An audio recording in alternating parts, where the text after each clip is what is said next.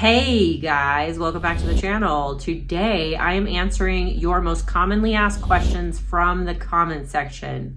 So if I would like to do more videos like this one where I answer some of your commonly asked questions. So if you have any others that I didn't cover today in this video, please leave them in the comments, and the next time I do this, I will answer those for you. For any of the questions that I answered today that you would like a little bit more clarification on, you can email me. The best way to do that is to go to my website, therealamandaturner.com, where you'll find a link to our bed and breakfast and our cafe. Both are located in Ajijic Centro. And you'll also find a link to the MLS on there too if you want to browse homes in this area. And from there, you can go to the contact page and just fill out that form, and it'll go direct to my email, and then we can start a dialogue that way. So feel free to do that, and I can answer your questions in more detail, okay? First question we're looking at today is $600,000 in Mexico? Lady, you got ripped off. Well, just to make it a little more clear for you, yes, $600,000 is the price of the home that was in that video. And I'm pretty sure people are still thinking that you can come to Mexico and buy a house for literally nothing or almost nothing, but that's not really the case anymore. Mexico's getting their shit together. So things are going to be a little bit more expensive, especially in a very highly desired area like Ajijic and Lake Chapala, which is only about 30 minutes from an international airport, 1 hour from the second largest city in Mexico. Ajijic is also situated on the largest lake in Mexico. So this place is very lush. It's very nice. We have a beautiful rainy season that makes everything green and clear, and it's just a great place to live. So yeah, I don't know if you learned about supply and demand when you went to school, but that's a prime example. Anyway, moving on. Okay, speaking of prices, this question is, roughly speaking, what would a small kitchen remodel cost in Ajijic? Okay, so I just want to give you guys an idea. I'm not going to throw out any numbers here because every contractor's numbers are going to be different, but I'm just going to give you like a blanket statement and say that the cost to remodel something here or to build something here is about the same as it would cost in the United States. I'm not talking San Francisco, New York, or what's another big city, Dallas or Houston. I'm not talking about that. I'm talking about pretty much everywhere else in the US. You're looking at about the same cost to build here as you would be spending in the United States. Now, the difference is that in the United States, homes are mostly built with wood frames and what's the word I'm looking for? Plywood or fiberboard, something like that. And then painted, made to look nice. And the homes are beautiful and they are nice. Here in Mexico, homes are built with brick and mortar. So the home's durability lasts much longer than they do in the United States. These homes are built to last, and they're built to withstand natural disasters, which we don't really have here, actually. Fun fact, we do have earthquakes every now and then, but nothing crazy. So not like Guatemala. When I was staying in Antigua there, I mean, they had an earthquake every 3 days, which is crazy, but they were definitely on a fault line. I mean, there's 4 volcanoes surrounding the entire town. So anyway, and these homes are built so that during the hot months, it keeps the cool weather in, and during the cold times, it keeps the heat in. So it's just a different style of building. And if you are paying the same as you are in the United States, then just know that, it's going to be constructed very well, like brick house constructing. Next question is about rental prices. How much do you think you could reasonably rent out each place for? Okay, I'm not going to answer the specific, I'm not going to give the specific answer for this video, but just a blanket statement. Again, these are short answers, so because I want to get through this quickly for you guys, and if you want a more elaborate answer, feel free to email me. As far as rental prices go, the ceiling in Ajijic or Lake Chapala and the surrounding areas is about $3,500. So when you're spending $3,500, you expect a house with a view, a house with a pool, maybe 4 or 5 bedrooms so that you can bring the whole family down, a huge kitchen, fully equipped, fully stocked. And that's basically your ceiling for this area. Now, the least amount is going to be around $700, I would say. You're going to be hard pressed to find something for $700 in Ajijic Centro, but in the surrounding areas, you might have better luck finding something in that price range. Now, this $700 unit may not have AC. It may only be a 1-bedroom. It may even be a studio. It just depends where you are. And like for instance, in Jocotepec, you're going to get a little more bang for your buck over there. So if you're spending $700, you might have more space than you would if you were spending $700 in Ajijic. So just to give you guys an idea, that's kind of how it goes. So the more amenities is the higher you can go in price if you were purchasing a property to rent it out. I would say the average is probably about $1,200, and that may or may not come with your utilities like electricity, internet, gas, things like that. It just depends on who's renting it to you and what they feel like doing for you, you know, but it's all negotiable. So alrighty, next question. Okay, the next couple questions actually have to do with closing on a property. And so the first one is, does the seller pay the real estate commission in Mexico? The seller pays the commission and the buyer pays the closing costs. So the seller commission in Mexico, or in this area, I can't speak for all of Mexico because I'm not 100% sure, but in this area in Lake Chapala, the commission is typically anywhere from 5 to 7%, with most of your homes being 6%. Other numbers can be negotiated, but it all depends on the agent and their clients and what the agent is offering and several different factors. But I would say 6% commission is about the average here. Okay, also, second part to this question. If a buyer plans to buy with cash, is there any room to negotiate the asking price? No, there is not, because I would say, I want to say 80 to 90% of sales here in this area are done in cash. So that's not really a negotiating tool. What is a negotiating tool is, let's say, days on market. Let's say you get an inspection on the house and you're finding things that are wrong with it that kind of weren't told to you before you put an offer in and before inspection was done. So there are different ways to negotiate properties for sale in this area, but buying in cash is not one of them because it's just done so often anyway. And then kind of like the second part to that question, somebody else asked, maybe you could go over charges, costs required at closing to purchase a home in Mexico. Okay, so as the buyer, when you're purchasing a home, like I said, closing costs are anywhere from 2 to 5%. This includes prorated bills such as the HOA fee, the water, the property taxes. So it just depends on what time of year that you're closing that these numbers will shift. It also depends on what notary you're using. The one that we typically use here in town is notary number 2 in San Antonio, Tlacopan, and it's because they're very well known. They're extremely organized, and I mean, you can basically look at any document that anybody has on their property in this area, and notary number 2 always comes up.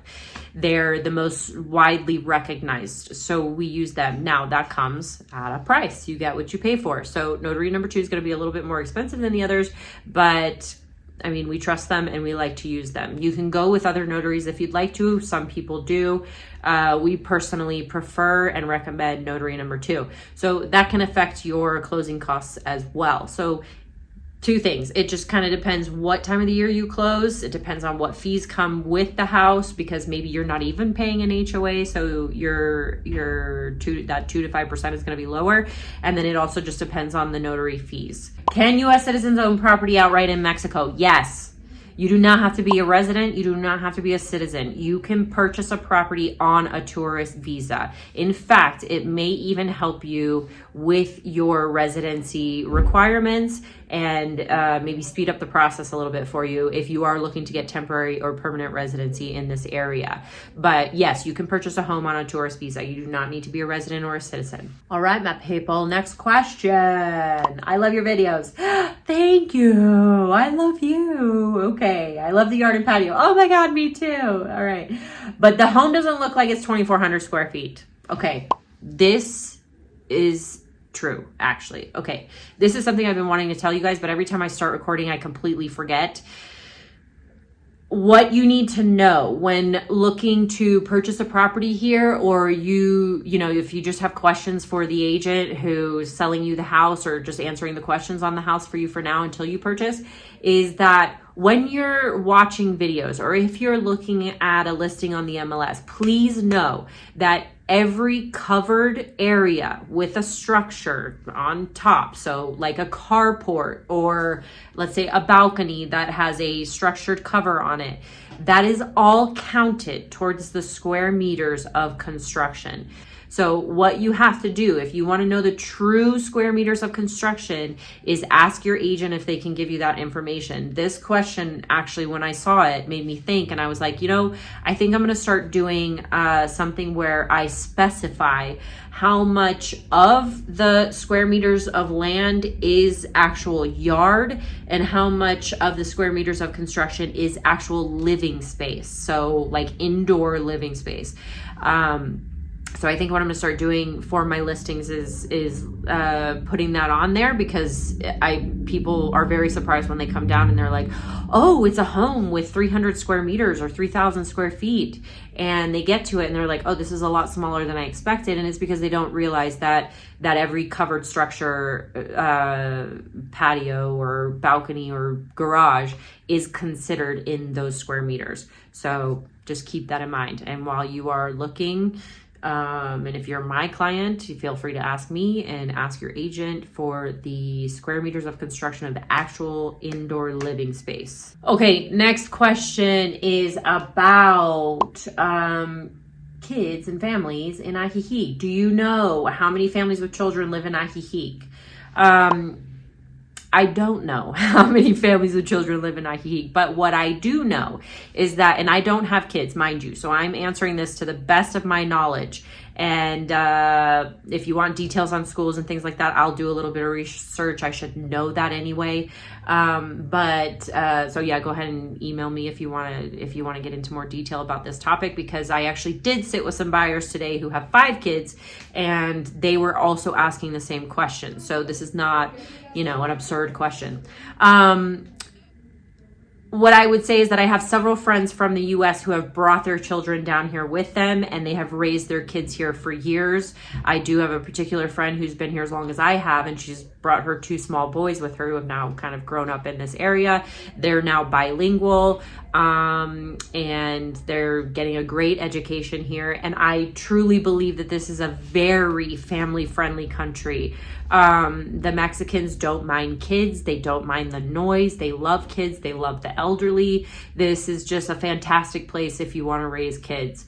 I think from what I understand, the educational system is pretty good as well, and it's affordable. So, and I think there's plenty for kids to do in this town. For adults like my age, maybe not. I mean, you're just work, just work. That's it. And then for the retirees, of course, there's a lot of things for them to do. So yeah, this is an excellent place for kids if you're thinking about moving down here with your children and having them go to school here and everything. And and the elderly, it's kind of known for those things. So yeah, family friendly faux show. The next question, crime in Lake Chapala. Great reviews and enthusiasm. Thank you. Where do you get the review crime stats in those towns? I don't know for sure. I've never really looked that up. I'm sure it's easy to just kind of look up crime in Lake Chapala or crime in Ajijic, and you'll find what you need to find. There's a lot of anecdotal things out there, like people putting out videos and things like that. And this answer is going to be a little bit anecdotal as well. I've lived here for 8 years and I have never really had an issue. There is petty theft here and crimes of opportunity, but as far as robberies or violence go, it is very rare. I'm even trying to think right now at the top of my head if I know of anything like violent that's happened recently, and I don't think so. I mean, this is a very safe area. And when you live in a place where the community is very small and everyone knows each other, it's a little hard to get away with things, I mean, you all know each other. If something is happening, I'm trying to think, I think maybe the last 2 or 3 things that I've heard happen they happened because of people who were from elsewhere. They weren't even from this area. So this area is very safe. And the closer you are to the center of a town, the safer you're going to be. Just from robberies and things and violence and things like that, because here in Mexico, everybody's really friendly. Like the Mexican people are just very, very friendly. They're very nice people. They want to please everybody. They want to do what it takes to just kind of like keep that community going, you know, like they're just very family and oriented, people oriented. So like our neighbors, for instance, like we live on a predominantly Mexican street and we love our neighbors. They love to party, man. Let me tell you, they love to party. But you know, that's their prerogative. This isn't my street. This is their street. This is my country. This is their country. They can do whatever they want. But we love our neighbors, very friendly people. And we know that they're always looking out. We're keeping an eye on things as well. So yeah, it's nice. And I'm trying to think if there's anything else I want to add to that other than I feel like it's a very safe area to live. And I think that if you spoke to other people in this area, gringos, like they would basically reiterate what I've said, that they all kind of feel very safe in this area. Okay, what else? I think that's it for the questions. Like I said, if you guys want me to go into more detail on these questions, you can email me and I can answer those for you. And also, if you need more information or if you just want to get a community feel for these questions or what life is like in this area, I highly recommend joining the Facebook groups for Ajijic and the Lakeside area. There is a Facebook group for everything here. In fact, one of the gringo Facebook pages has about 60,000 members in it. So, and that's just for this area. I mean, I'm pretty sure there's only like 60,000 people that live in Ajijic. So, anyway, if you want more information on rentals, if you want more information on just living in this area, if you want more information on, I don't know, dogs, cats, whatever, there's Facebook pages for everything here. You know, everybody's involved, everybody's retired, so everybody has a lot of time on their hands. So yeah, I would recommend joining those groups so you can get more of a feel of what it's like to live here. Now, just beware, it is the internet. And people can be pretty negative and they can be pretty nasty online. So just keep that in mind and you got to ignore that. All right. I don't go on the Facebook groups unless I absolutely have to. I mean, I've lived here for 8 years. What do I need to know that I don't already know? I'm not saying that I know everything. Okay. If I have a question, I will ask them sometimes, but yeah, just be aware that there's negative Nazis on the internet. So anyway, all right. Well, I will see you guys for the next video. Please let me know if this helped you. And if it did, leave your comments down below with questions you want me to answer for the next FAQ session. All right. And I'll see you guys for the next video. Bye.